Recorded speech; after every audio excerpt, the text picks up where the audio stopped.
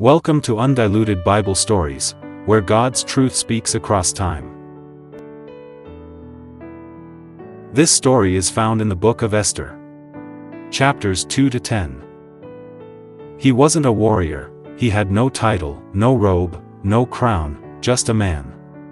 Sitting by the gate, but heaven had its eye on him. His name was Mordecai.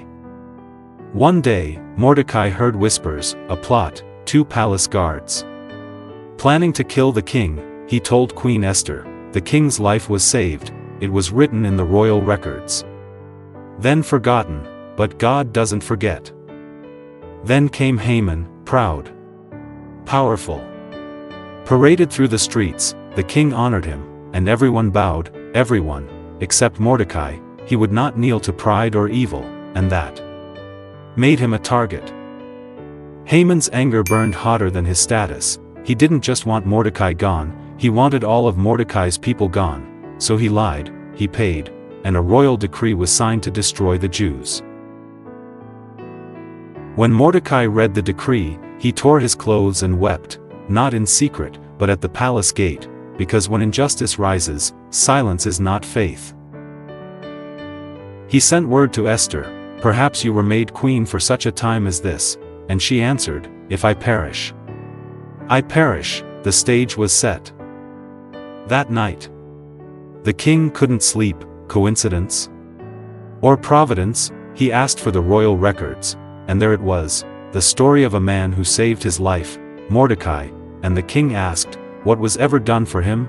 The answer, nothing, but heaven had been waiting for this moment. Haman entered, hoping for more glory, but instead, the king said, "What should be done for the man the king delights to honor?" Thinking it was him, Haman said, "For the man whom the king delighteth to honor, let the royal apparel be brought which the king used to wear, and the horse that the king rideth upon, and the crown royal which is set upon his head.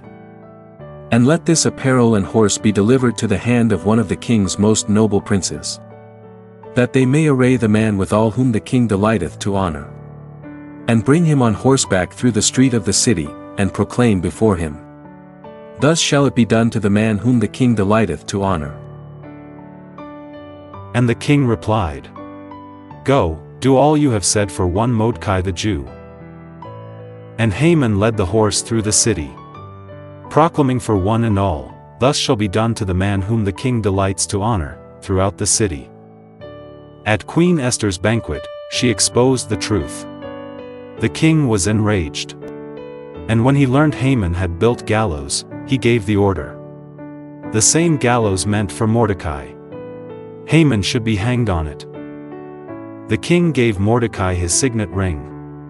He became second in command. He wore the crown. But more than that, he wrote new laws that saved his people. From overlooked to honored. From forgotten to favored. Maybe you've been like Mordecai, standing at the gate. Unseen. Uncelebrated.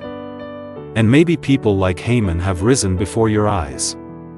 But know this, God doesn't forget the quiet faithfulness of those who honor him.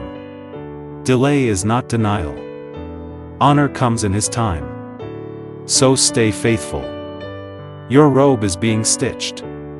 Your name is in the scroll. Mordecai's story isn't just history. It's a mirror for today.